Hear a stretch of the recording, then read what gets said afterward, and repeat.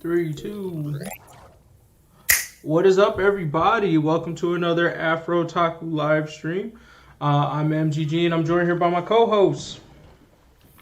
What's going on? It's Jugger. What up, what up, what up? I am Gramps. And today we're bringing you another live stream talking about anime, manga, and everything else. We're kicking it off with our One Piece chapter review. Today we're doing One Piece 1001. Like I say in all of these chapter reviews, if you don't want spoilers, you're not caught up to the manga, you might want to just mute us for the next 10 minutes. There won't be any spoilers shown on the screen, but we definitely gonna say some. So without further ado, who wants to talk about what happened in the chapter? Gramps, you sounded like you were hype, bro. I think you deserve the honor. You deserve the honor, man. Go ahead. All right, chapter 1001, Battle of Monsters on Onigashima. All right, so... Wait, did you say Nigashima? Onigashima. Oh, okay. I thought you said that was nigga. bro. Nigga. I didn't even process that. I literally just thought, that's what I thought. Right? Philip actually did say it. That's hilarious. Doing some hood shit on that island, but I don't know, Nigashima. All right. I mean, right? Like that's how easy it was to process that. I was just like, oh yeah, okay. But he actually did say that. That's hilarious. Yeah, just went through it as if I didn't even say it, man. So to start the chapter off, we got Kaido sitting there talking about, yo, did this nigga's punch really just hurt me? And Big Mom over there, still talking shit, talking about, I see you still talking shit like you want to be the king of the pirates. Okay, we're gonna see about that, little homie. And so Kaido's looking at Luffy, and he's getting that PTSD. He's seeing that nigga Odin, seeing that nigga Whitebeard, Roger, fuck, what's the man's name? Rocks. Right? And he's Shanks. He's like, oh shit, this nigga's starting to look like the niggas that can beat my ass. Okay. Yo, shout out to Shanks though, because it's gonna be a lot of shit to be said about Shanks with him being shown up in here. Right. He probably low key beat his ass 2 years ago when he was trying to run up on Whitebeard. Right. That's a conversation for another day. And notice how they didn't show Big Mom too at around. Oh hell no, they ain't showing. Was a Rogue in there? They ain't showing her soft ass. A Rogue was in there? Oh, wait, a roll? No. What? You said a roll. A roll? No. I was like, with your dumb ass. Your dumb ass. Rogue is ice cold, bro. He should be up there. Hold on. If you look to the top left of the panel, you can see Big Mom's box. Her box took him out a long time ago. That's right. He said I couldn't take it. I was weak. Oh, that's how we got. That's how you got category, bro. Don't sleep. Yeah, we already know his son, bro. He don't claim him, but we know.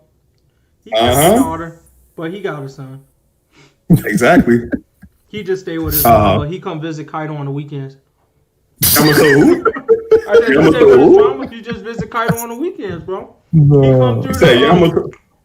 He visit Wano on the weekends.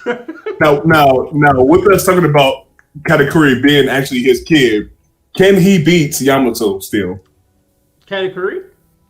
Yes. Can he beat Yamato? Yes. I believe so.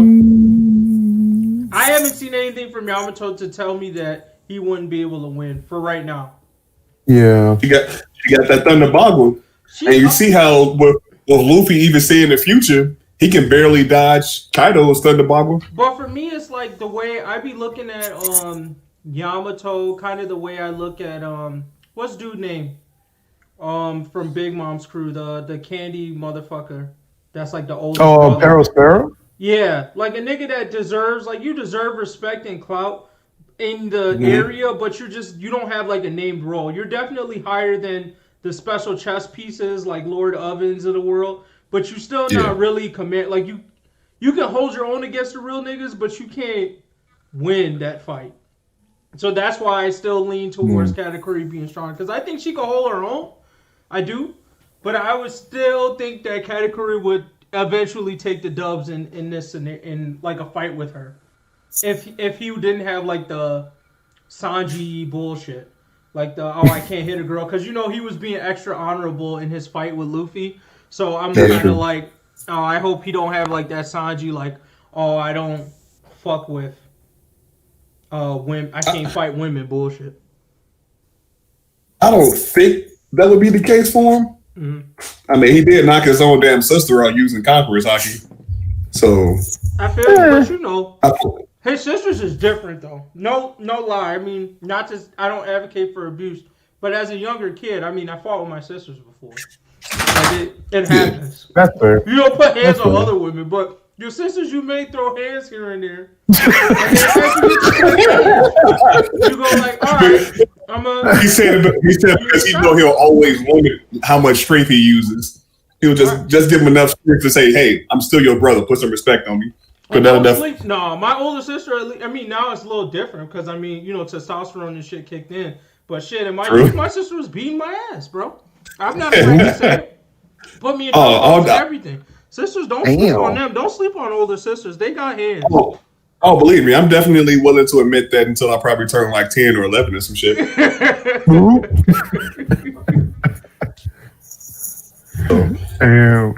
Oh wait, is this player 5 with the BS in the text box right now? Damn. Hey. Yeah, what? I mean, player 5. Wow. Player 5, get up off this chat. Cancel this nigga. You trying to set me up in 2021 already, bro? Wow, that's cold, bro. On the bogus shit with the CEO. We're going to have an award at the end of the year talking about Women Beater of the Year. No. Give it to MDG. Wow. Player 5 out here trying to fuck up the bag for everybody. Because I'm taking everybody down with me. I'm a crash, but we all going down. I'm just kidding. This nigga said he got a whole record on all of us. He know what everybody did during the summer. He said we're going for a new CEO. Hey, Player 5, I nominate you to be new CEO. Psych. Damn. That nigga's gonna have one vote for him. Right. So back to the chapter overview because we definitely went on a smooth tangent.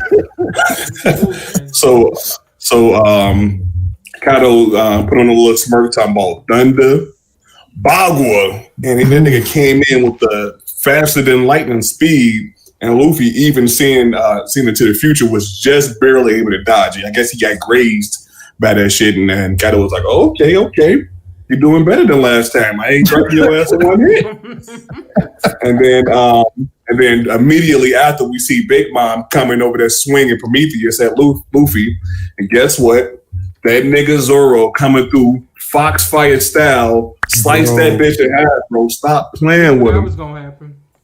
We knew he was going to learn that shit, and he definitely came in clutch, helping out his fucking character. Sorry, not to cut you off, but to cut you off. I'm gonna let you finish, but like this was hinted at like what probably years ago at this point because it was like in Punk Hazard he looked at Kinemon like doing it and it was like that seems interesting. Like these be the things that like me as not a like super deep One Piece fan get more angry about, but like the really hardcore fans like love this shit. Like I absolutely hated taking this on. Like we waited probably like 2 to 3 years for this nigga to do this. And he probably had it in his back pocket for a while. But my nigga, you gotta think about it like this. How many years did we go without actually seeing him though? Because we went through that whole ass Big Mom arc, and there's no telling what he was doing with the man Kinemon during that time. He could have been learning that shit all that time for all we know. That's true. And he was just waiting to bring that shit out the pocket, bro. That's the issue with the world building stories. I feel you though. That's true. And that's an issue with world building? So you said it's too much world building at this point. Well, I mean, that's the good and bad of world building because it's like, it's a slower paced story. If they tell it well, it's usually like a good payoff. But certain times, like for moments like these, it just took a long time to get there because the story had so much weight to fucking lift. Like you said, they went on a whole nother fucking arc. And Zoro was just doing other shit in that whole time. So we haven't even seen this nigga in a few years. If you think about it. And if we're really talking about Punk Hazard, I mean, really think back when Punk Hazard was actually like new. We're literally talking like years. Yeah, that was 3 arcs ago. I mean, like we're talking mad years. Like Punk Hazard was before just a Rosa, right? Yeah. Well, So I mean, think about that real quick. It was pretty. Anyway. You could pretty much argue it was next to Fishman, but it was right after Fishman. So right, he's earning all this shit. Crazy, and it's still not wrapped up technically. If you think about it. but think about it like this: are there any other people that you would have rather seen him use that on? Well, debut that move on though. Like, is there a moment better? Actually, low key 1v1 versus King. I feel like that would have been a more decent setup based on how the story was playing out. Don't be petty. Marco, but yeah, King is a close second for me. Marco's definitely number one. King is like a good second for that. I bet. Marco, but maybe that is where it's going though. Like, it's cool that he debuted it, but maybe, because I do feel like they're trying to set up. Well, you can finish and then we'll talk about it then. But true that. We got a lot of details to go over. Wow. So we see that after Zoro sliced Prometheus in half, we see Kaido coming in for a second attack, and that nigga Law hit him with them smooth shambles, just like we expected, man. You gotta have these strats. You gotta be able to move the team around, man. And he's at that nigga over, not to save his ass, but to tell him, yo, bro. I know we're in the middle of a fight now. I'm gonna let you finish. But don't be fucking ordering me around, because I was about to move them niggas without you saying shit, G. I ain't your fucking minion. And of course we got Kid talking about, oh shit, okay. I thought you were his bitch the whole time, bro. Because both of y'all some bitches or whatever, but I just thought that you were his bitch. And they having a big dick contest or whatever. Now Luffy brings up this game talking about, all right, the first motherfucker to try to dodge Big Mom's attack that she just threw at us is the weakest one out of the group. Or I guess the last one to react is the strongest, basically. And at first they were like, nah, we ain't doing that shit. But then they eventually joined in. And of course, I guess the face of this arc that everybody's been making so far, fucking Fireball comes in their face and they just sit there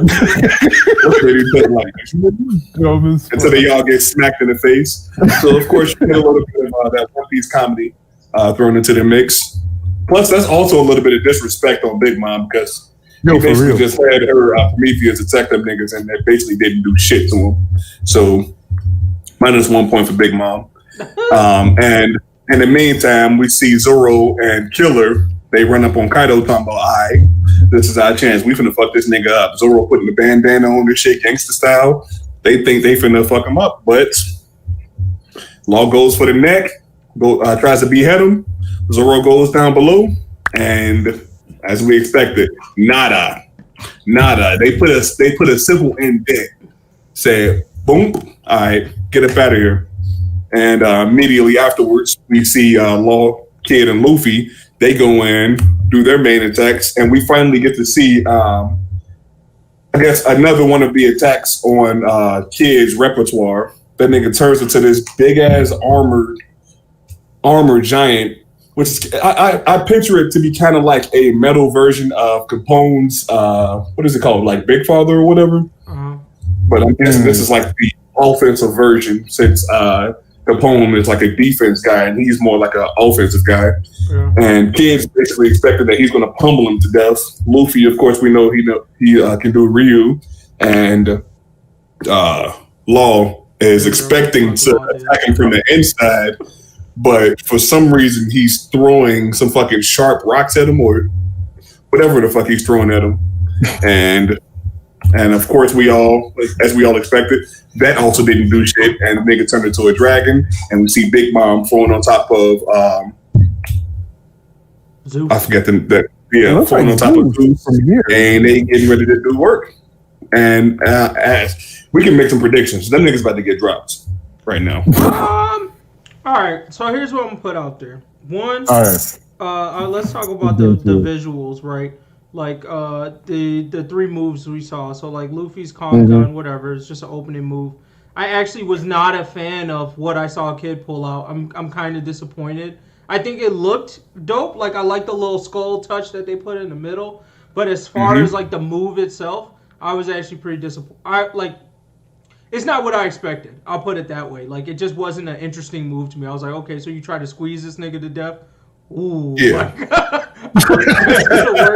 And then, like, Law's thing, I always understand why he does stupid shit like that, because I think Oda just, like, doesn't want to give us the information yet or set up the power scale yet to explain Law's brokenness, like, on Yonko's. I'm just assuming that his room power doesn't really work on a Yonko, because other than that, he wouldn't do that move. But I think because, like, given the situation, Oda's trying to highlight, like, oh, everyone's doing their big move shit. Yeah, so he just, like, throw rocks on this nigga. But I was like, that's not what he would really do. Or that's not what you would really do with that power. So I was kind of like...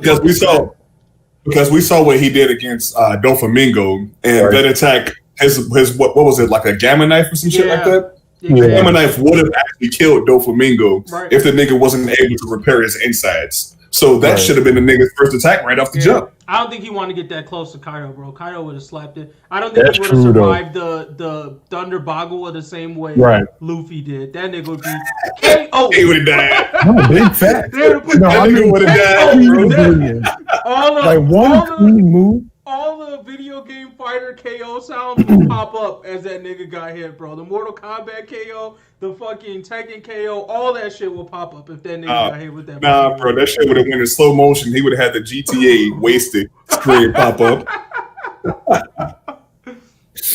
Yeah, bro, he wasn't ready for that. But yeah, so for me, I don't know that's how I felt about at least that last part. How did y'all feel about it? Yeah, I was also pretty much disappointed with Kid's attack. I was like, okay, I'm gonna just go past that and see what's next, because I'm like, that's really what you're gonna do with all that fucking armor that you have? Just fucking. I mean, I gotta cut you off for a hot second. Then I gotta say it started with MGG, but I gotta hear what y'all actually did expect, because that was exactly what I was expecting, to be real. Really? Wow. I mean, if you think about Kid's like moveset, at least as far as we've seen so far, it's pretty much just been like Gear 3 Luffy, but with metal parts. Right. So him creating a big metal body to try and do big, heavy damage, that's literally what I was thinking he was going to do. Because honestly, I don't know what else he can really do. Minus like turn his metal into like projectiles, like, you know, Magneto or something like that. But I mean, it's like, what else would he be able to do? Is my question. I would have thought he would have created some big ass meteor like object and just slammed it down on him. Yeah, if we're talking big move shit, I could see something like that. But also, and I mean, I'm giving him leeway because the fight just started. I feel like, you know, big shit was the like. I don't want to turn it into a theory, but I guess I'll turn it into a theory just to express my point. I felt like at different stages there were certain moves needed to, you know, pass that stage. And I felt like pre-time skip, big shit was very useful. Like that Gear 3rd shit, being able to take out massive things was very useful. But I feel like at this point, or at least my hope at this point, is that those powers are now starting to condense, because it just doesn't seem like you necessarily need the big shit to win, like in other shonen series where like bigger it is, the harder it is to beat that person. So from Kid, I'm like, sure, it's great that he has Gear 3 shit, but I'm also expecting a level of evolution because even Law has that. Like what Gramps was talking about earlier, you were talking about earlier with the Gamma Knife. Like he has an evolution to his power that's a little bit different than that base form that we see. So to me, this Punk Vice thing, in my mind, I'm like, I hope that this didn't take a significant portion of Kid's power.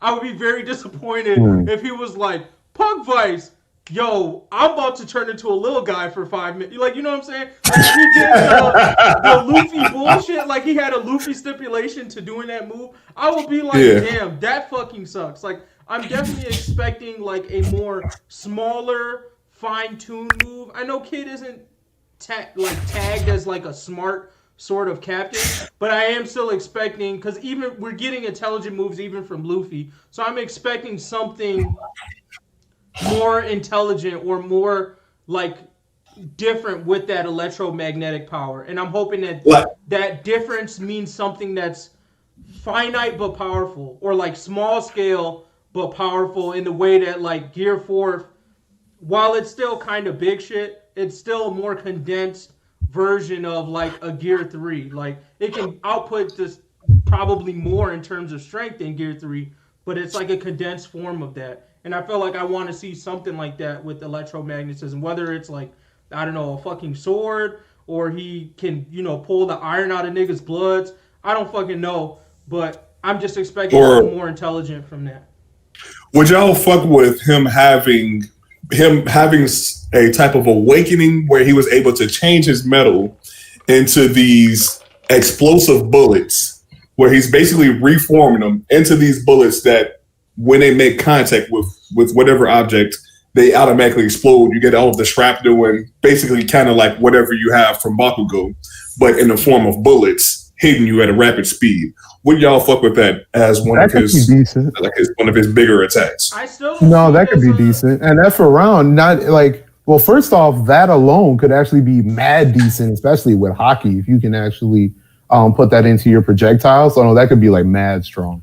And then what you were getting into that I didn't think about, but that concept alone of pulling apart specific metals. Mm-hmm. And like getting those actual like metals together to be like, I don't know, like a titanium stab, or like, something like that, where it's like you kind of like isolate like the strongest metal and do some damage. That could actually be mad decent, and I think that would go along exactly what MGG was talking about. And it's like, for me, I think that's good still, but it doesn't feel like a Gear 4th equivalent. Like, I'm looking now just to see. But, like, I'm not getting any hints unless he's trying to imply that this dark shading has hockey around it, that this move that they did outside of Luffy had any hockey to it. You know what I'm saying? You're just left to assume that probably it did because it hit Kaido. But at the same time, I'm like, I need to, at least from the Supernova, and especially, like, these Supernova rivals to Luffy, I need to see that type of, like, development. I'm not expecting it to be on Luffy's level, but I am expecting, like, okay, what's Kid been doing with hockey? How is he transforming this with his power? And it could be something as dope as like that explosive bullet thing. It could be something even more like, if he was like a strategy type of nigga, he could be doing crazy shit with like electromagnetic waves and hockey involved with that. Like, you feel what I'm saying? Like, Scratchman Apu also has that type of a potential with his like sound thing. But it's like, we're not getting that yet. And I don't know if this fight is going to push us to see that, or if them niggas, I mean, I'm assuming they all have hockey because they're worst generation, but maybe them niggas just aren't there and Luffy's just that far ahead. But that would make me feel more satisfied from this stuff. Because like I said, from the Luffy standpoint, all I got was this nigga got a new move and he's going to be using this Rio shit to win. So I'm not expecting anything like super new or super crazy from Luffy in this fight. But from these other two, I am hoping to see something that makes me go the same feeling I got when Capone was like, yeah, bro, I headhunt niggas. Like, I'm looking for that feeling from these two in this fight. I'm looking for that, like, oh, this is why this guy's a supernova. Because I still haven't seen it yet from Kid. Well, that nigga's topped out for me, so I'm not expecting anything crazy. If he levels up, that's Oda telling me that, like, all right, he's going to be put in a better position for you, but I'm not expecting much from him. But for Kid, for sure, especially being Luffy's rival and going after Shanks, I need to see like real shit. Like, I need to see something that makes me go like, all right, bro, this nigga's Luffy's rival for real. Yeah. Punk Vice is nothing. Like I said, I don't think he needs Gear Force to take on Punk Vice. Like Jugga said, it seems like his moves are Gear 3 copies. I could easily see Gear 3 with some hockey behind it, holding its own against that, pending no other secret, information about this Punk Vice name. But from what I saw, it's just big shit, bro. That's it. Big shit with Magnus. Like, if Luffy's like, oh, metal hurts, like, I'll be like, bro, you definitely punched harder. And Yeah, that's a waste of a bunch of metal with it all just sitting there as like a big ass body or whatever. I was thinking about that too. Like, where was this metal in the first place? And then you made the face out of it. And you went through the effort of making that whole face shit. Like, do you just carry the metal on you? Like, are you like condensing this metal into small pieces and making it big when you need it? Like, a lot of questions. A lot of questions for kids. And I see why he got his ass beat, because I'm like, if you pulled that out alone, like, because I'm like, who else was backing him up in that fight? It was Kid, Apu, who was a traitor anyways, and Hawkins, who was a pussy ass nigga. So basically, this dude pulled out Punk Vice, tried it, kind of was like, no, smacked this nigga with a bat, and then it was done. That was it, bro. I was like, I'm not seeing anything that makes me go like, damn, you at least fought a little bit. I'm like, yeah, I see why he beat the shit out of you. I guess that's going to be a wait and see. I mean, the only reason why I've never really had super high hopes for Kid was simply because the base of why he was like the highest ranked supernova was simply because he was a more evil Luffy in the sense of all the fights he had. He actually bodied people. Right. So let's not forget. Let's not forget this nigga was also out there doing a bunch of shit way before Luffy even before he even set sail, because we got the flashback from Ace saying that niggas already knew his name or whatever because he was out there doing shit. Yeah. So I don't know. Like, he was up there, but I don't know. Like, I wouldn't be surprised. I'll say it like that. If they really do like cap him in this fight, I wouldn't be surprised. I'm starting to see like these supernovas starting to strike me as a lot of niggas that got held back. The remedial niggas. I'm changing the line to you. And like, besides Luffy seemed like the only person of age out here running the streets. Everybody else seemed like, yeah, bro, that generation before me, I just couldn't keep up. But I got this generation though. Like, they just hopped in on Luffy's generation, acting like they was doing shit. They all a bunch of Blackbeard ass niggas. Like, right. For real. Yeah. I mean, I like him, but I mean, a rogue is a straight grown man. I mean, if we're gonna get real, I mean, like, he's got to be in his like 40s, 50s, if not higher. That nigga feels like he could be Luffy's uncle though. Yeah, I mean, one thing I did want to bring up too that came up in the middle was Killer is a part of the worst generation, correct? That's right. Him and Zoro, okay. Yeah. All right, so then I felt like, okay, so now it makes a little bit more sense as to why they had that whole, little showcase with them two. But my thought is that they won't be there till the end. That's just what I'm putting it out as. I don't think they're going to get like knocked out or anything. But I do feel like maybe it's a better fight for them to just pair with somebody below. I felt like it was nice for Oda to just say like, hey, worst generation niggas, can at least try to tangle with the Yonko. And I feel like that statement was said with what they did. And maybe they'll do a little bit more. But in my mind, I'm like, also to avoid the power level discussion, I feel like they're going to just, get moved out of the way and maybe help Marco with this commander battle. Because like I said, it just seemed like, even though Kaido kind of brushed Luffy and them's group shit off, I still feel like the disrespect he put on Zoro and Killer stuff was still kind of a statement of like, y'all niggas just not there. Like, nice try, but you still not there yet. Like, I'll still drop you. Well, I mean that's a reasonable question as far as to how this battle is gonna play out, because like how they're shaping it up, it's almost, it's either gonna be the exact same or the exact opposite of the whole Red Scabbards fight, right? Yeah. In the sense of the only difference really being is that now they're throwing in Big Mom in the mix too. Right. So either one, it's going to be the exact same where Big Mom and Kaido just like, they get a couple blows from the whole squad, but eventually everyone's going to be in the dirt more or less. Or the complete opposite, I feel like, where they start like pulling out some miracles. But I still think they're going to include some more people. I'm not sure who yet. I still have a feeling that some people that was cranking it up in what was that called?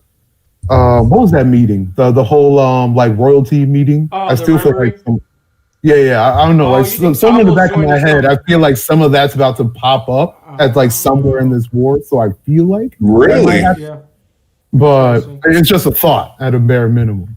But in any case, as far as like the ultimate lineup of who's going to be a part of like Big Mom / Kaido's downfall, I mean, I don't know. It's just I've already thought it's very interesting that they already set it up like this in the first place, where I'm not sure how they're going to move afterwards. I take back what I said though, because I just realized that Zoro has the sword that Odin whatever. Yeah, the sword that cut him. So I do think he has to be around, or that sword has to play a role in some way. So maybe he gives it to a real nigga like Luffy, and Luffy does the cut. But I feel like because the way the sword is, it's probably gonna stay with Zoro. You want to know one thing that is pretty damn annoying? You really don't see anything from the rest of Kid's crew. Like, you don't know a single other person in Kid's crew. They really make it seem like it's like Kid and Killer. I mean, minus Killer, but Law's crew is worse. I mean, besides but you at least know some of these niggas. They at least show that you got Beppo and like the two side buddies. What's the panda's name? Beppo. Oh, okay. Don't sleep on Beppo, bro. What's the name of the dude that they freed from the prison? All right, that's what I thought. Okay, I don't know one nigga. Like, and guess who I know from Capone's crew? Guess who I know from Capone's crew? Gaskino, bro. I don't know anybody else but fucking Gaskino. He was not part of Capone's crew. Exactly. That's Oda's fault. Oda got to work on that, bro. He needs character development in these crews. You only really know one nigga. You only really know. I don't even know the Angel niggas in Rogue's crew. Who the fuck are them niggas? Rogue got a crew? Yeah, bro. They were bandaging him up. When Kaido jumped from the thing, them niggas was wrapping bandages around his ass. He got some Angel niggas with him or some shit. Some Skypea motherfuckers. But yeah, no, niggas I don't know. But here's my issue though. You got all of Luffy's crew doing work right now. Probably minus Chopper. All of Luffy's crew doing some type of on Chopper's name. He's healing motherfuckers, bro. I mean, it's true. I mean, yeah. That's correct.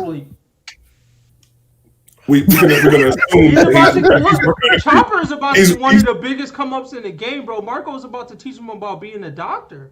He about to level up from Marco. Yes, Marco is the nigga that carried all of them niggas. He carried them niggas that were about to die down there, and now he's carrying niggas literally by the neck in the fucking sky. This is Marco's art. Here goes to Marco. Is it really? I missed all of that. All I got was that Marco was healing niggas.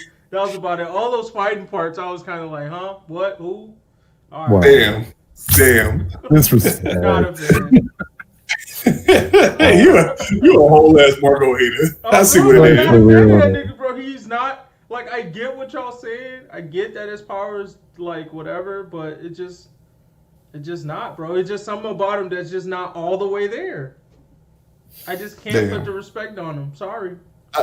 I think you just hate his haircut. That's what that is. No, I don't really got a problem with his haircut. I really wanted him to be cold, but I just feel like because Whitebeard I think has some of the goofiest commanders too. Like Big Mom's is top tier, but I would say Whitebeard's is probably second as far as like how they look and shit. But I mean, Diamond Jozu and Rose Vista. I thought Diamond Jozu. Huh? I thought Jozu was lit. No, that was weird as fuck. Didn't he got Bantu knots or some shit? He got some bro. Let's go, bro. No, bro. But all I'm saying is they were more interesting to me during that war arc than I felt like what I saw Marco do. I feel like Marco was like, hey, I can fly, and hey, I can touch Logias. And that was about the extent of his shit. Like, I like that Rose Vista was like, hey, Mihawk. I'm in the running, nigga. Like he said, "I'm on your ass." I thought that shit was dope. I mean, but bro, how you gonna sleep on the Kizaru versus Marco though? He was holding off literally the admiral that got the most clout. So, okay, I'm gonna take that last comment back. I will counter that by saying my nigga Ben Beckman shut all that shit down, bro. But they're all. I mean, that's Shank's crew, though. How you gonna just drop a Shanks member like that? Come on, you can't say that. That's Whitebeard's crew.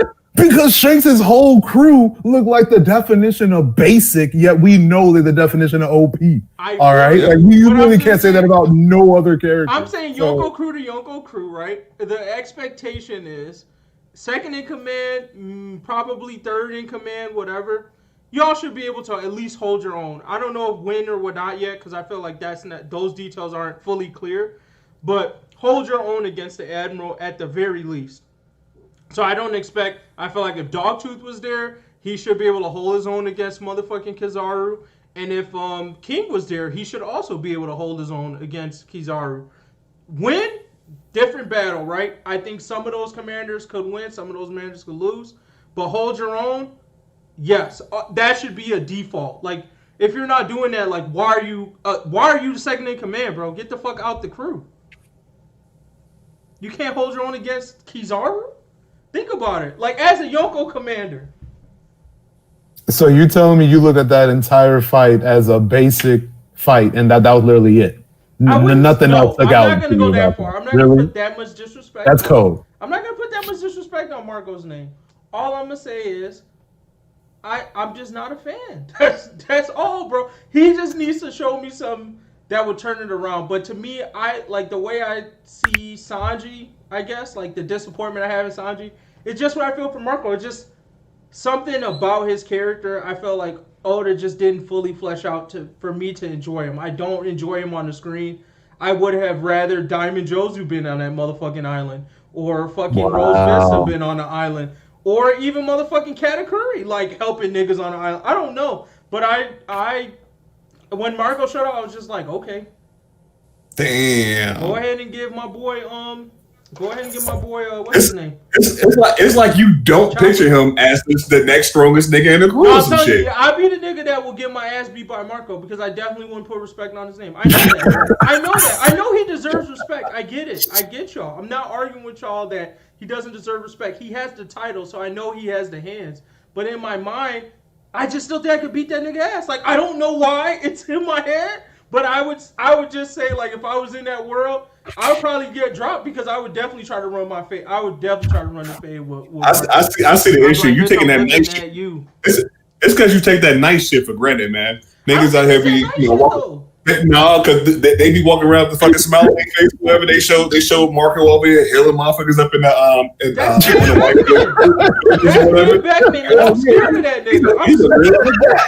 Ben Beckman lives in my nightmares. I can drop his ass, and then you gonna run up on his ass and get slapped. Ben Beckman lives in my nightmares, and he's more of that than Marco is to be. That's crazy. Just be chilling.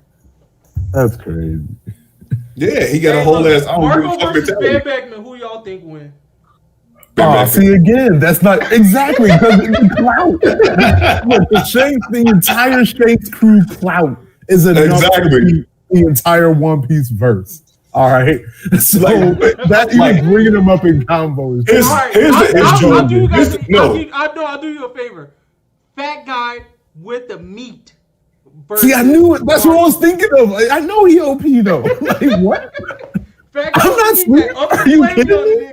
Everyone remembers the scene. Homie put a body in the dirt while taking a bite at the same time. Like, here's the issue with Shanks' crew. They've given these niggas enough clout where you would think that everybody on Shanks' crew is commander level. That's the issue. So you think any of these niggas, you can have the fucking monkey that sits on Buddy's shoulder and is able to go toe to toe with a commander. That's the issue that they always shake this through. No, they all got mad hands. So you can say anybody is able to fight against Marco or any of the commanders at this point. Right. But are they all gonna win? Nope. Look, I think the only person that will definitely drop his ass is Ben Beckman. I'm ready to read the chapter if y'all don't have more stuff to talk about. But I'm done with Marco. We can wrap it up then on Marco. I just wanted to point out one thing. This nigga Kaido has the strongest neck in existence. My nigga, if you got punched in your Adam's apple, you are fucking dead. No questions asked. You are dead. This nigga took a whole knife. A nigga's full body is fucking flying at his neck with a fucking whatever that blade is called, and you can see the indents in his neck, right where the Adam's apple should be.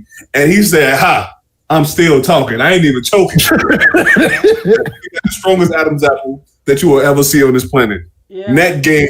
This nigga stay in the gym just working that neck, bro. I think Oda has to explain his durability concept in One Piece because I'm still not getting it. Big Mom had a body of iron. Kaido is like damn near invincible. Besides a few select niggas, like even I don't know what Whitebeard was like in his prime, but it seemed like he might also have some inclinings of that as well. I need some explanations. Like I don't know when he's gonna get to it. It's probably gonna be 5 years from now, where I'm talking about. I'm like, oh, he finally explained this concept, but. Yeah, I need some explanations. I don't know if it's a growth thing or what, but it's confusing as hell. Yeah. Just innate OPness. Like, that's pretty much what is. My thought is that it's a natural form of Byoshoku Haki, is my thing. Is this invisible? But I mean, like, how can you even, like, argue that? Like, as far as, like, the verse lore? Like, it still needs reference. I have no clue, but it just seems to appear on strong niggas who are, like, top tier strong and have hockey. So I'm like, maybe it's just a, like, natural built durability or whatever. Like, because, I mean, I'm sure if we look back, I'm sure the One Piece fans have the research, but there's probably signs of Luffy or some of these other characters with that significant growth. You know, increasing their level of durability. I mean, look at Sanji ass, and they get beat all the fucking time, and he's still alive. So. Damn. Man, you are really spiteful of Sanji. You hurt my feelings are mad hurt. Yeah. He got to get it, bro. He did what Bleach did to me, so I can't. You got me invested, and you let me down. You would think this nigga cheated on you for your best friend or some shit. Jesus. Wrap it up, man. All right, so I'm giving this chapter a lit, man, because I definitely see multiple panels that you can put on a wall because they look that damn good. So I know it's been a while since I've given any One Piece chapter such a high rating, but I thoroughly enjoyed reading this chapter when I did my own private reaction to it. So I'm giving it a lit. Gotcha.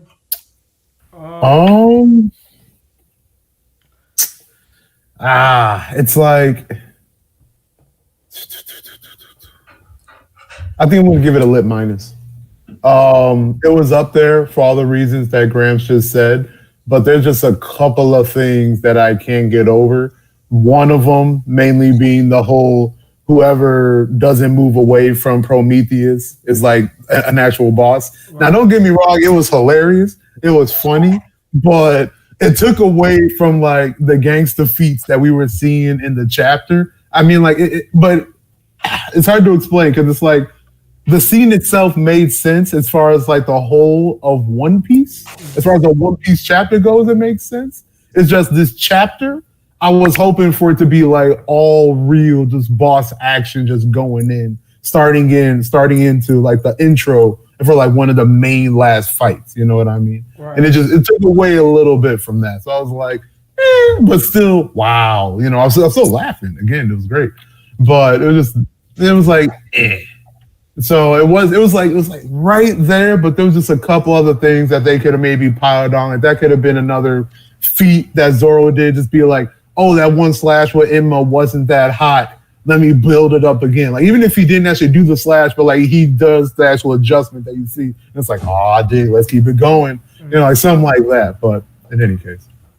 Yeah, for me, here, I have to take myself out of this rating. So if I rated it from how I feel about the chapter, it's probably not better than a decent as hell, maybe like a plus. I think I'm just out of it for the One Piece world. But what I will say from like I can take myself out of it and look at it as like a true One Piece fan. As a One Piece fan, this chapter is definitely a lit.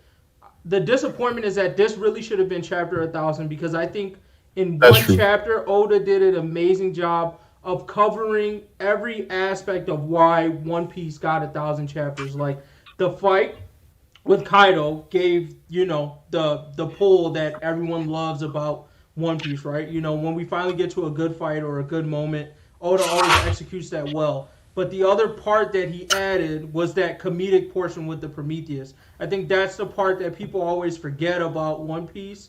Or one of the shining gems of One Piece, that I thought was really cool that Oda added that into this chapter. Like I said, if this was chapter 1000, I think it would have been 10 times more impactful. It's 1001, but I see this as chapter 1000 for me because I feel like it truly encompassed why One Piece got 1,000 chapters. It had the comedy. It had almost every aspect you felt like you were pulled into One Piece for was there. The world building, the power building, even as Zoro was fighting Kaido, he was like, I still need to grow some more, right? I still need to have some mastery. So the world building aspects were still there. We had the comedy, we had the great action, we had the Yonkos. We talked about One Piece. Like, in the beginning, they were like, hey, I know you guys got some polyglyphs. We gonna take that up off your hands. Like, you feel me? Like, all that stuff was there. So I think from a One Piece fan standpoint, I'm not going to hold you if you say it's lit. I totally agree with you. I can understand why you say it's lit.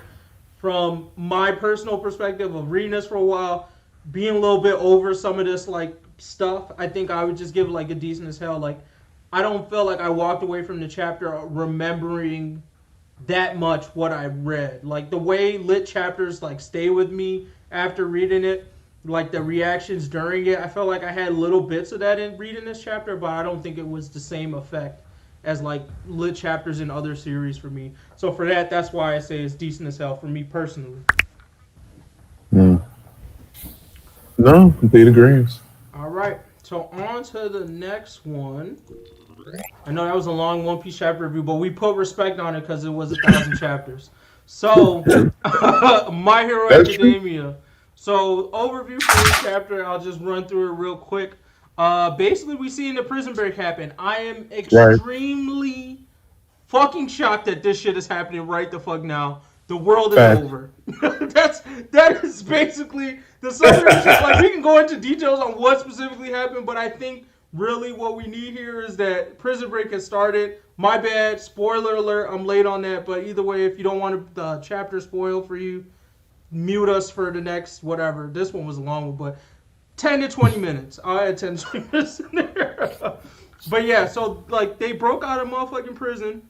I'm confused about the all for one Tomura thing at the end because I'm not sure if he's in control of both of those bodies. He switched bodies. Well, I was a little bit confused on that last part. I think he's controlled of both, bro. But yeah, anyway, I think maybe the most interesting parts on the way is like, I mean, obviously the villains we've seen so far will get freed.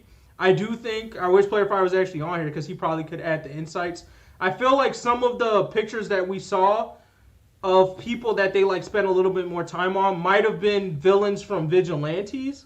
But I just don't read Vigilantes, so I didn't really know. But like, there's like that chick that they hovered on for a while that was somebody from jail. I was like, I'm feeling like this is a callback to like Vigilantes or something we should know, or maybe they're about to focus on her once the prison break shit is over. But I felt like it was probably a callback to Vigilantes. So I think for sure if you're a Vigilantes fan, there was probably some seasoning there. But yeah, I mean, most of the chapter was like, it's a prison break. And like I said, I'm extremely shocked that Horikoshi went this route because I'm like, bro, yeah, the Hero Society, like, this put the icing on the cake that they're, like, it's over with. It's done. You might as well give these niggas they license. I don't know if you guys are going to call heroes from a different city. I'm frustrated because I have no clue where the fuck this is going to go next. And it's not in a good way where I'm like, oh, I'm like, really, like, what is he trying to do with this world? Because he literally just, like, flipped it upside down. And it's just like he's just saying fuck everybody who's reading this shit. Like I don't know why he's adding this much chaos to the mix. Yeah. I mean, it's perfectly said in the last page. I mean, I was really the biggest thing that caught me off guard was when All for One called himself his goal as becoming a demon lord. I don't know if that was a translation. I won't say error, but like an alter that should be more fitting. But for him to call himself an actual demon lord, considering like a manga anime perspective, that's like a huge claim and almost like an off genre claim. And I was like, whoa. But based on what MGG just said, as far as the ridiculousness of chaos going down, it actually fits. because of like how stupid it is right now. I mean, like stupid as far as just like redonkulous, as far as like heroes are literally in shambles practically at the moment. And like the whole hero system, the whole society looking at heroes, and then you got All for One coming back. It's like Demon Lord fits. It was surprising to actually hear him say it, but it's like, I guess there is some actual background for it. And it's just like, snap. This is pretty much, I mean, in my head, I mean, granted, like we all kind of slightly theorized this / saw it as an option, but I mean, it's pretty much like Obito and Madara. I mean, like, it's kind of like the plot is like syncing up mighty well in the sense of he started off like Obito starting off saying, you know, he's the OG, starting up a huge war, and everyone's got to be on point if you're trying to stop him. Yeah. And then what happens? Madara's in control, pretty much the whole key, the origin of chaos, stupid amount of chaos, and he's pretty much controlling all of it because it's effing All for One. Right. So it's like, what's going to happen next if they're following the same kind of plot? My theory is simple, that one, pretty much like MGG said, they're going to need some more support because of what we see from the heroes. They going to get bodied. Like, it's no question. Yeah. They need help. So help's got to come from somewhere. And then it's just going to be, F around. F and what's his name? The America Buddy? What they call him? I forgot his name. But anyways, they need more heroes, or they need some kind of help that we just haven't seen so far yet. And it's just going to be a huge war, practically. These niggas need a time skip. That's what they need. And then somebody asked on YouTube, I guess they were asking me, like, how am I not seeing this in a good way? And I'll just clarify it. The reason why I don't see this as a good thing is because I have, like, 2 issues with My Hero Academia. One is that I feel like he has a lot of world-building aspects that is trying to make it seem like it's not a typical shonen. So when you do those things in the story where I'm supposed to look at the story as more than just good guy versus bad guy, there's a world, there's power system, there's different things that I need to consider about heroes, I start thinking real seriously about the certain choices and decisions that are made by the group. So I find it extremely odd if he's writing a world that he's building, like if he's actually building a world and it's not just like your typical shonen good guy bad guy storyline. If he's actually building a world out of this series, I find it extremely odd that the government did not have a contingency plan to All Might losing his powers or dying. I find that like extremely shocking that they put all of this weight on these heroes that you could clearly see were not prepared for this situation. So to see that, and I felt like all of that already got exposed with just what Tomura did with 5 niggas, which already surprised me. For him to go like, and we're going to throw a prison break on top of that, goes like, where are you taking this story? Because you're setting it up to where it seems like these niggas really didn't plan for shit. I find that extremely hard to believe because you know any government, and I'm not even a conspiracy theorist, but like as a government that has control of people with powers, you put systems in place for shit like that. There's no government that's like, oh yeah, I'm for sure only trusting this nigga to handle everything. It doesn't even make fucking sense.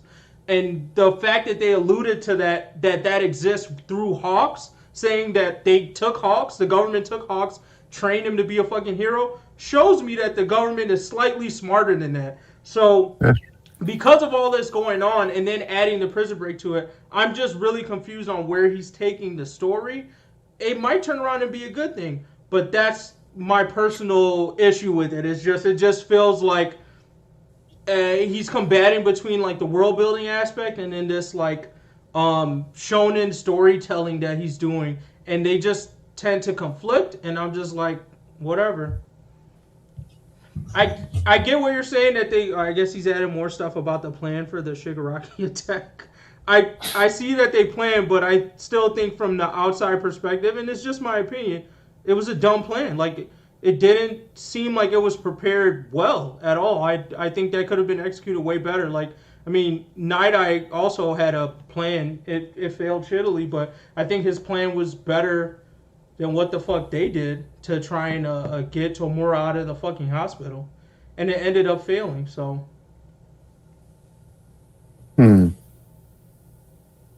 I think we just gonna agree to disagree. He just added more comments. Like, it's fine if you love My Hero Academia.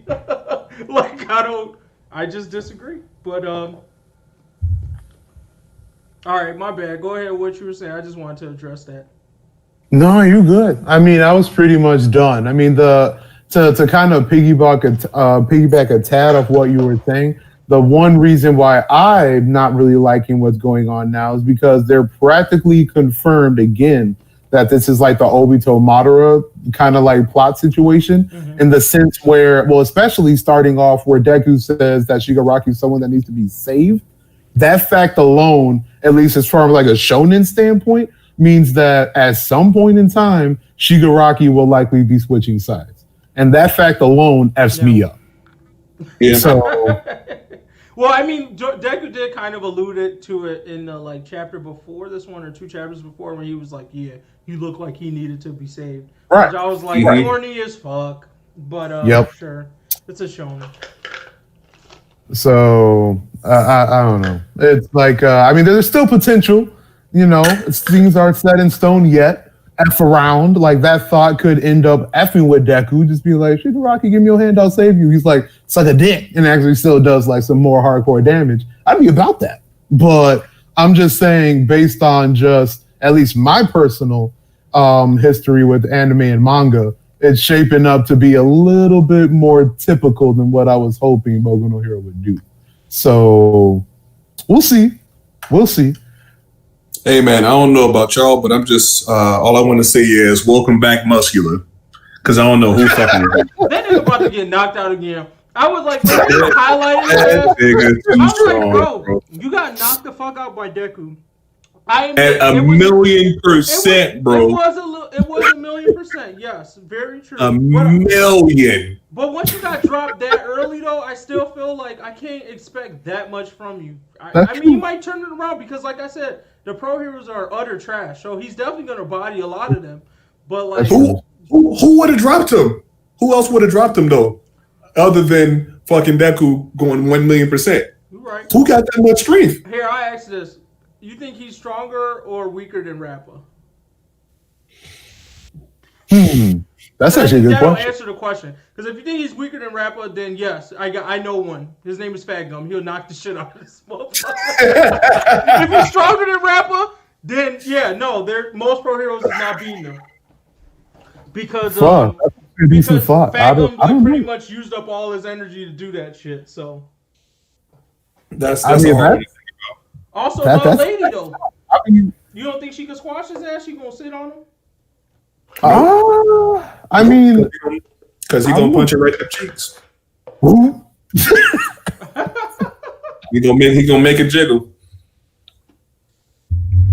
I would actually give it to Muscular. I would probably give it to Muscular after round. Yep. And let me just make another point. Buddy and the panel directly next to it with the fucking whatever you want to call it coming out of his mouth. Mm-hmm. Is that not what All For One was doing from Tomura's body? Is that not one of the powers that Tomura had when he was fighting against all them niggas? I honestly can't remember. Like literally, that's what he stabbed Bakugo with, ain't it? Fuck. That attack. I honestly can't remember. The only thing I will say is that don't forget they were making copies of powers straight up. So if you're right, then it wouldn't surprise me for that simple fact. Like once they introduced, I thought these were powers that they copied from All For One. And if they came from All For One, it's because he took that power from somebody else, aka this nigga. I don't know. I can't remember. I mean, as far as the character itself, though, yeah. I mean, like Buddy said, he was definitely from the Forest Arc, and my guy. Damn, I forgot my guy. Damn, I'm feeling too salty. Effing Shadow Buddy. Effing Shadow Buddy. Takoyama. Thank you. Yes. Yeah. He was the one that he bodied back in the day, which was mad decent. Just to put some respect on that past back in the day fight. But yeah, I mean, this chapter was pretty much it. But yeah, I'm curious too. Like to mention again, as far as Homegirl that they were highlighting, I feel like we should, based on what they did with her, I feel like we should know who she is, or she's about to get or we just not supposed to know who she is, and she's about to get highlighted heavy. Right. But it's interesting. Yeah, what do we think is about to happen? I'm feeling the time skip. I mean, in all honesty, I'm feeling a time skip with chaos going on in the background. This would be the episode Player 5 misses, bro. Niggas is finally buying. This would be the episode. But that's all right. I'm gonna keep it real. I feel like these niggas have to go to America, and we have to get a time skip from that. I feel like they have to retreat to a whole ass another country because. I don't know how you can try to survive in this land when basically the villains are about to take over. I feel some sort of savior coming along. I just don't know what that savior is gonna be or is, because it was like Best Genius was able to kind of like turn the tide. I mean, with Muriel, but they were able to turn the tide for this Tomura stuff, and I was actually a little shocked at the impact that they had and how they just like the two of them showing up, obviously with other things, was able to kind of like turn that situation around.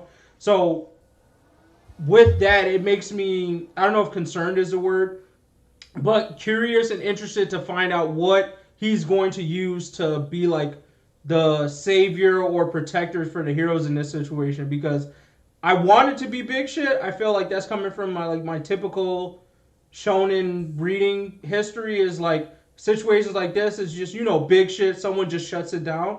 But in this case, I'm like, maybe it might be something really small, like you said, like someone just kind of gets specific people out of the country, and maybe some of these students just got to deal with that shit, and that'll fucking suck. And you come back and Red Riot's like a revolutionary trying to fight by himself. He didn't get picked up to go to America.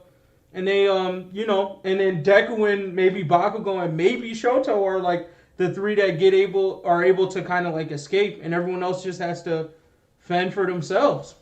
And shit, that might even be good in a way that we don't get the UA trader, but we get a trader in a sense, meaning some of these heroes is like, yo, bro, like some of the UA students is like, I was trying to be a hero because I heard it was good paying benefits, but that shit gone now, bro. I'm switching sides.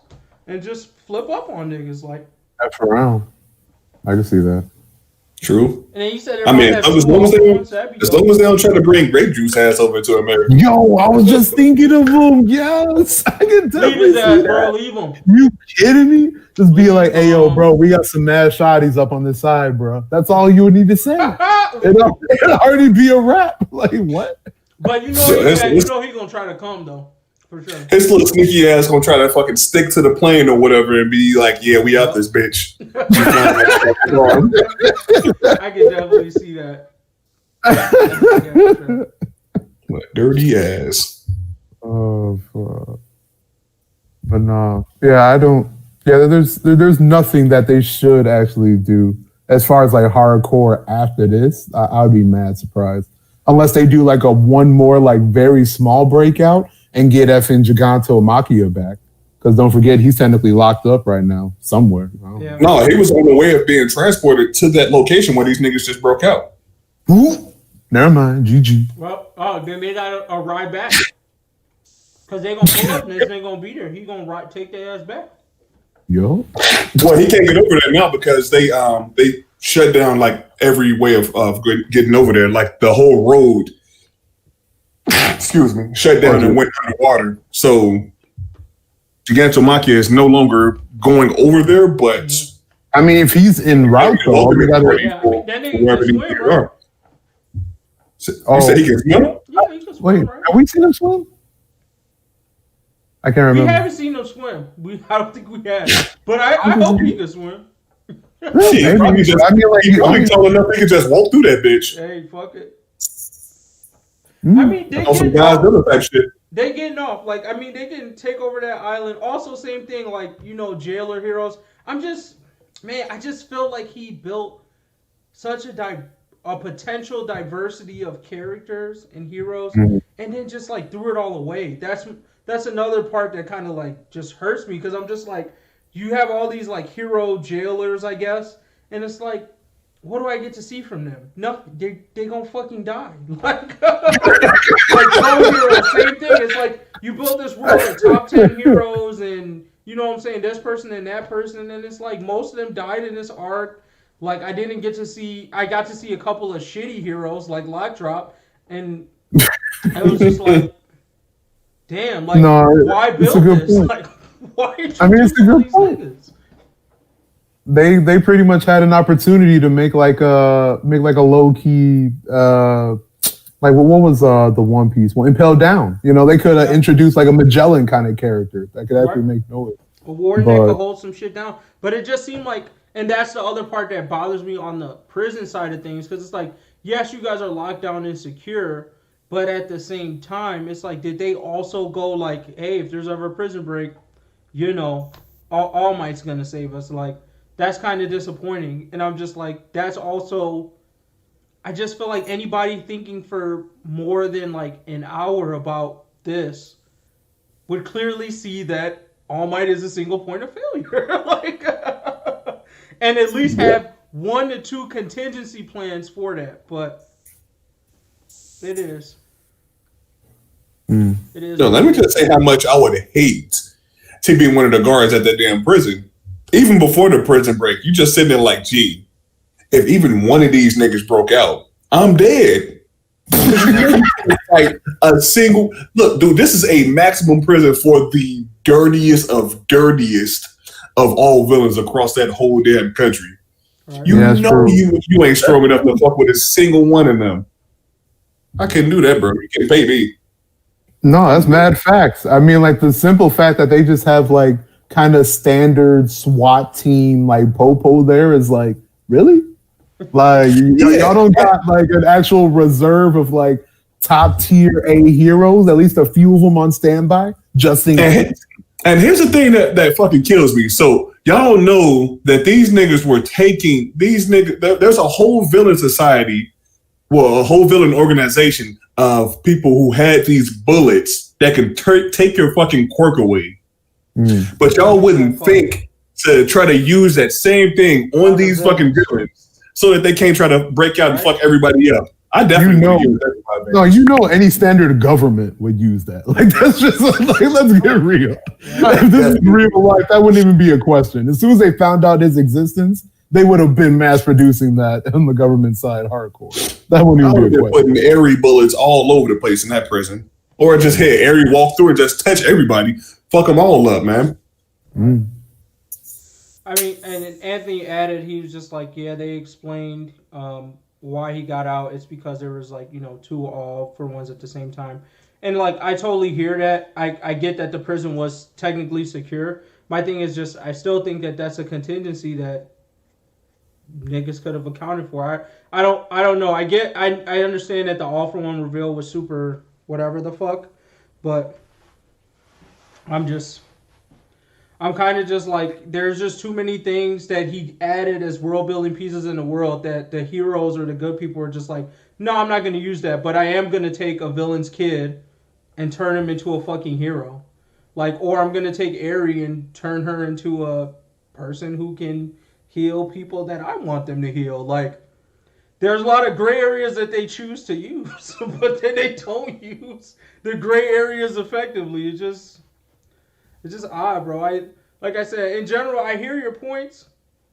I just think I may not really be understanding them in the way that you're expressing them. I don't get it. Personally, I just see I can see the counters to the situation. I totally hear you. Maybe I'm not reading it enough. I can take that too, but personally, I feel like what I'm reading or what I did read didn't give me enough explanation to how this was pulled off so cleanly. It just seemed like the author wanted to push the story in that direction, but I feel like he just kind of let a lot of things slip on the way there. But like, it could just be my lack of reading the chapter. I'll take that. It's fine. Hey man, only all for one can break all for one out of jail. All right.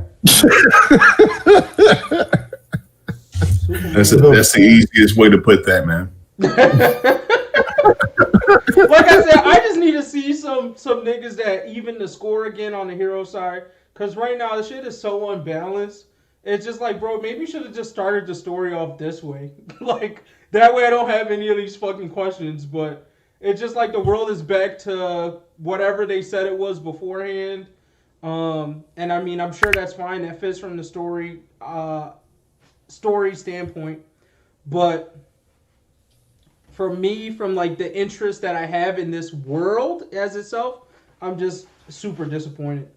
Especially like even from the comic book side of things, but I guess even if you analyze comics, there's I can't even say probably there's this level of dumbness, well, what I consider dumbness, in some of the storylines as well. Of like, oh, this nigga got out a fucking gun. Like, why don't you guys do something more tangible about it? Like, Arkham Asylum, bro. Heroes get wrapped up all the time in some bullshit. So.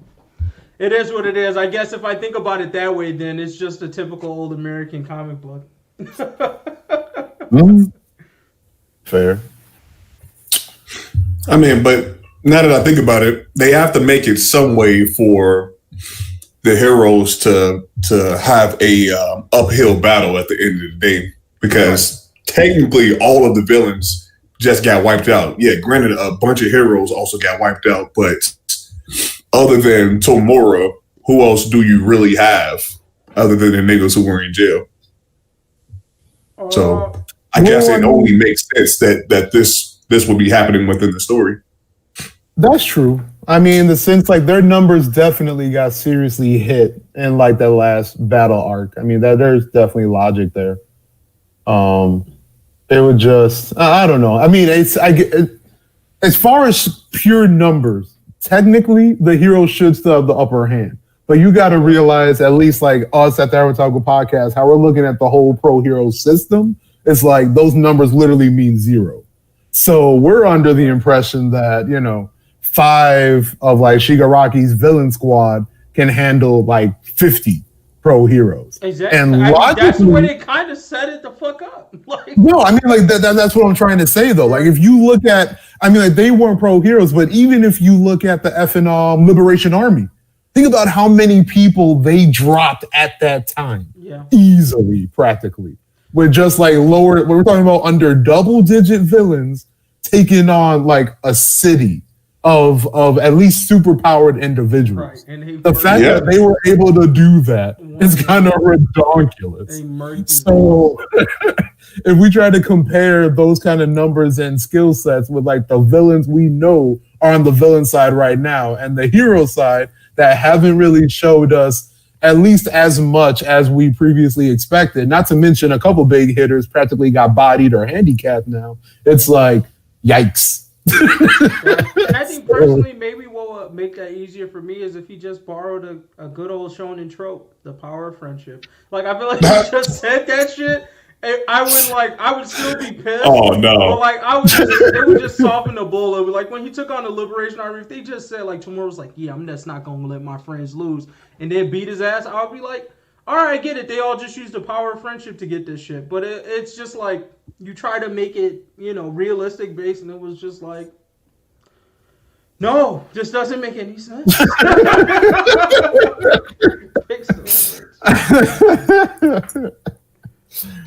If they pulled out some power to friendship shit, this manga would lose a lot of readers. Well, I doubt it. The My Hero fan base is too strong, bro. It is, though. It is. I mean, I ain't saying it like most people are going to leave, but I'm saying that you got a lot of motherfuckers like, this turned into another regular manga. Look at the Demon Slayer fan base. Some niggas is hype off the animation, bro. If the fight scenes are clean enough, niggas don't give a fuck about your story. Oh, no, that's the anime. Yeah, the anime niggas are stand for sure. And My Hero has that clean animation.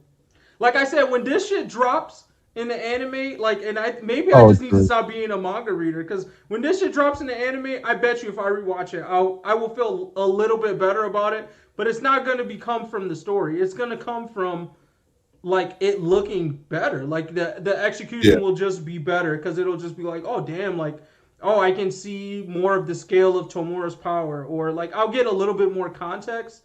But at the same time, it's still like, no. That's how I feel about it. Just like, no. But Anthony had asked earlier, he was curious about are we hyped for Overhaul with no hands? To be honest, I feel like if the world is gonna go to total shit, I think he's gonna get his hands back. I think he's about to find out where Eri is and get that shit back because she's already got control over her powers. Personally, they don't want that. But I guess, well, at this point, it actually doesn't matter because All for One is now kind of like in charge. So I feel like he can kind of shut Overhaul down. But if Tomura tried to take that shit, if Tomura was in charge and then Overhaul got that, well, all right, this is my shit now. You saying that if All for One took Overhaul's power? Is that what you're trying to say? No, I'm saying if Tomura took control of All for One's body and he was like, yeah, I'm actually running the show, and then Overhaul got his hands back, I think he might be able to strategize, getting back to the top. But because All for One is in control of the body right now, and I'm assuming he'll be like that for a while, I just believe he has the strats to keep a nigga like Overhaul at bay. Personally. But I got you. Yeah. So we'll see how that plays out. But yeah, I mean, y'all want to rate the chapter, or y'all have some more comments on the Prison Break /3? Oh, my bad. You guys didn't say if you're hyped for Overhaul with no hands. I don't think I am, because I feel like if he does come back, he just no. What if he works with the knobs, bro? No, I feel like if he comes back, All for One just gonna take that nigga powers and be like, all right, your power swole, yeet. Oh, and actually, that's a good question. But like, without the hand, can you still steal the power? Like, does he still technically? Does Overhaul still technically have a quirk, but he just can't use it without the hands? In the sense of, couldn't All for One still technically steal it? Yeah, right. He should. Yeah. I would say so, because it's still part of your DNA. If he takes his shit though, combined with like the ability to like multiply and fuse powers, I don't know what's gonna happen, bro. That shit is gonna be disgusting. I'm just like, bro, you already broken. Like that's taking it to a whole new fucking level. If he gets that, like the ability to deconstruct, reconstruct, I don't know what powers he could fuse that with to make that even more broken than it already is. But I'm sure he has some. So it's like, and then plus his knowledge of like being able to use quirks, I feel like he'll be able to, just take it to the next level. Because I still feel like Overhaul's like fusions were a little bit crude. I expect that if All for One has the power, we might see more refined like reconstructions of things. Yo, if this nigga had Overhaul's power, and then he also, let's say if he also has like, a fucking Nico Robin from One Piece type of power where he can just grow hands from anywhere and just be able to touch niggas from anywhere using the Overhaul power, rip to the world. Just in the manga right there. That's a little too much. Come on. Like, there's got to be a cap somewhere. Like, that would just be like, what? Like, how do you block / defend that? Like, what? Mirio? Your name got to be Mirio. Okay. Mirio is the answer to everything. Right. Give that nigga one for all's power. Let him fucking master all of the other powers that come with it. And with his, he stands a chance. Right. Like, homie was fighting, like, what was that? Like 3 Nomu at once? Like, high ends? Like, what? He just the only thing he was missing was the strength to knock the niggas out. Give him the power. Damn. F around. I mean, like, if they made this like R-rated though, like Mirio would already be low key broken. I mean, like broken. Pulling out hearts, bro. Yeah, like it would already be a wrap. Like F around. Well, I guess he can't phase other things yet, can he? Or like living things, because that was the whole issue with Harry. So I guess he can't pull a nigga's heart out, but he can go in there. No, I don't think he could grab it. Oh, actually, wait, pause. Yeah, that's a good point. Fuck, I think it was messed up. So yeah, RIP. All right, never mind. But anyways, I guess this is like Anthony said, actually a good thing. The Rise of the Villain Saga is definitely fitting its name. Yeah, the villain, My Villain Academia. If this is still this going on, yeah, I mean they've taken over.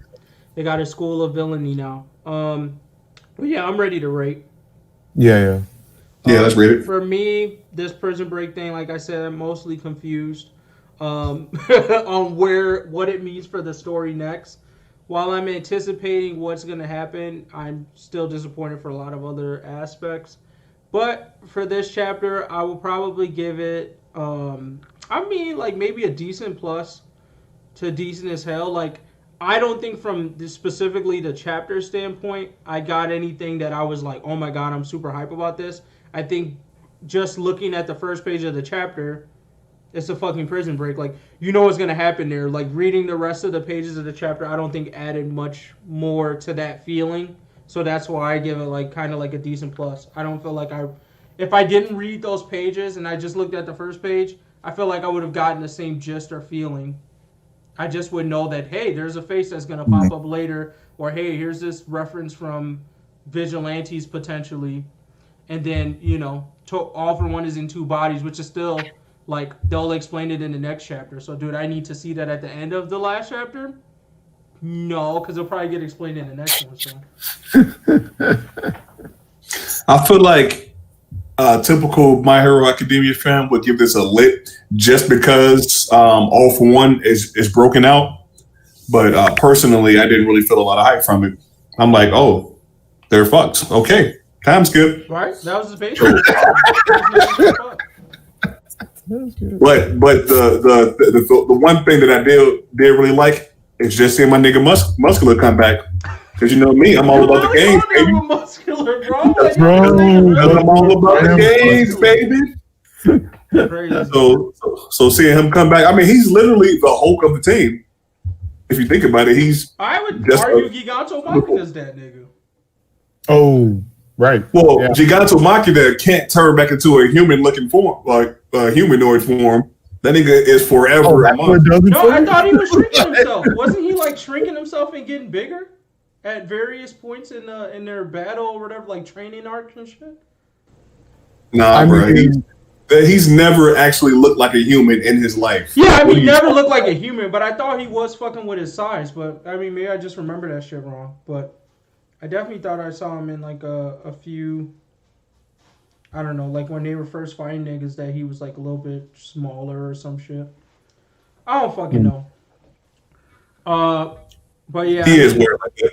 Yeah. I do see him as a Hulk character because they just use him like a utility belt. I feel like Muscular, he's a crazy nigga, but he doesn't have no things. At least from Hulk from the movies, like that nigga is just a fucking tool. Like they're just like, hey, get that nigga Hulk man, have him handle that one thing. Like that's pretty much what they tell Giganto Machina to do. Hey, Giganto, handle that one thing that's pissing us the fuck off. True. And the nigga is too broken. So, Anthony did point out one interesting thing about Buddy with the shit coming out of his mouth. He said that was actually his teeth. That's fucking disgusting. Wait, is it really? But it makes sense. Yeah. No, wait, pause. If you look at the position of how it's all coming out, I can't see that being some nasty ass teeth. Dude, I never even thought about that. He's talking about flesh, and it's all this shit coming out of his mouth to stab people. Is that actually homie's teeth? Oh, that's nasty. Yeah. I'm disappointed. Yeah, that's a little bit. That's like, really? I mean, like knives, like blades coming out of his mouth, I was infinitely more times acceptable for that. But it's just sharp teeth. Ugh. I mean, it's like dirty and like, I don't know. I ain't about that. Okay. Damn, that just messed up that character for me. Right. All right. My rating, let's see. I don't even I'll probably give it a decent as L minus.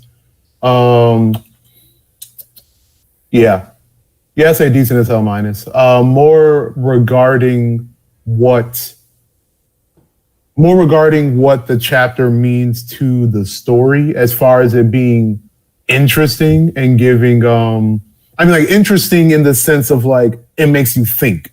Interesting. Whether it's good or bad, I'm still a little on the fence. But it does make you stop and think for a hot second as far as to where the story is going.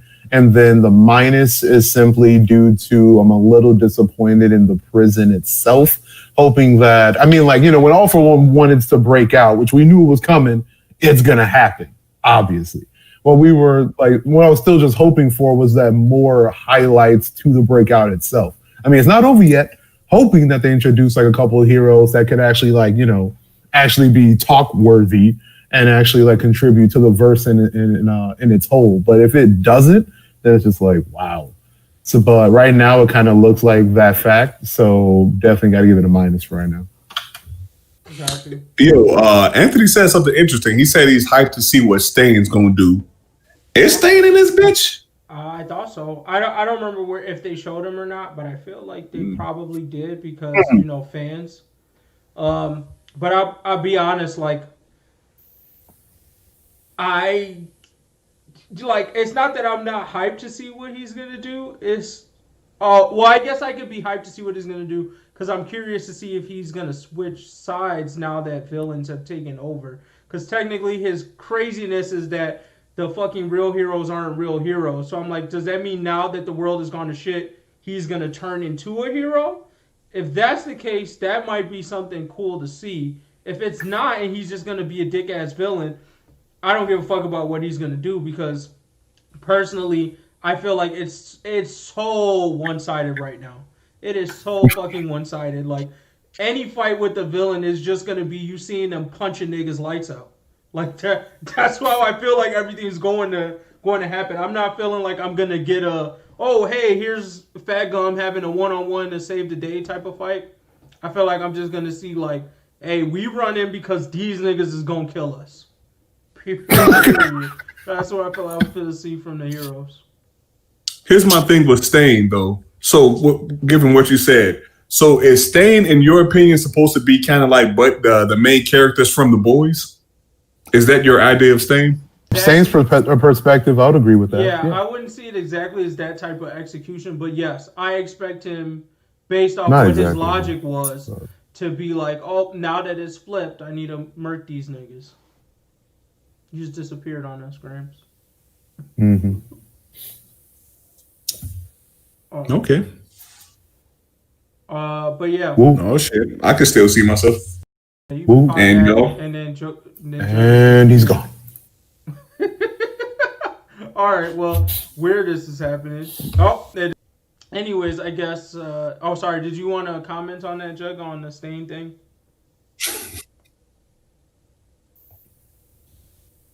Can you hear me? Woo. Wait, am I gone now? No, you're there. I can see you. Woo. Am I gone? All right. No, I hear you. Do you like? Okay, I think we all Gucci. Yeah, I don't know what's going on. Are we all looking good from your side? No. Everybody's video just disappeared.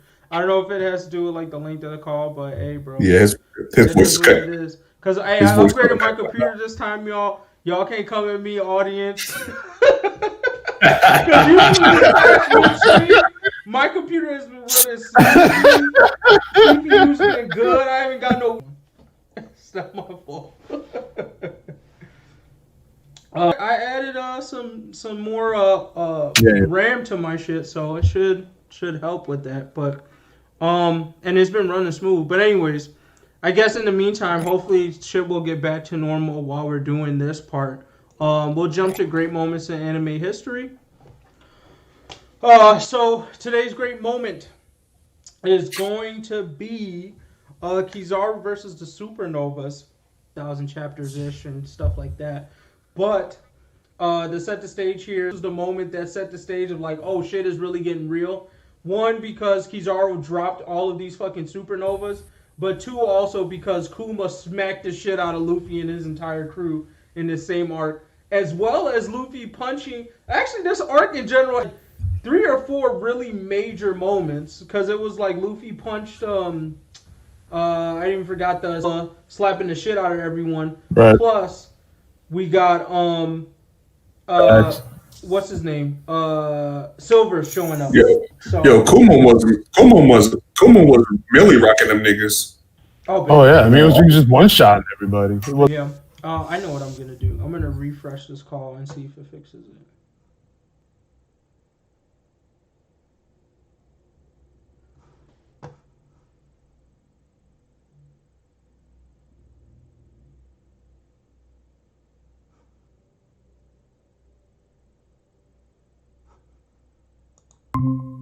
inside his video. Right. That's a weird thing. Looks like that cleaned it up a little bit. I just gotta clean up some of the audio stuff. I'm blaming Google. It's officially Google's fault because after I refreshed it, it didn't fix shit. Thanks for that. While I'm fixing some shit up here, y'all can talk more about what this thing meant to y'all. How did y'all feel about this One Piece moment?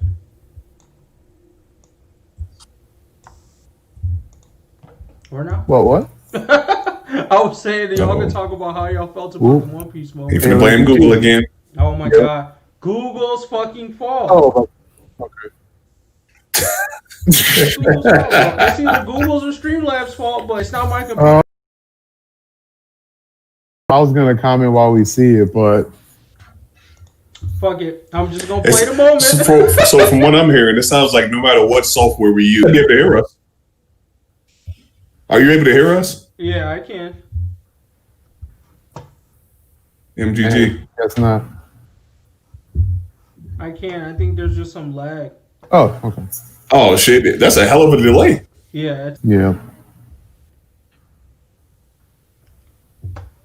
But either way, can y'all actually see the video? Whoopity whoop. Poopity poopity scoopity scoop. All right, so I'm gonna say 1, 2, 3, and then when I say 3, I want you to snap. 1. I 2, personally cannot. 3.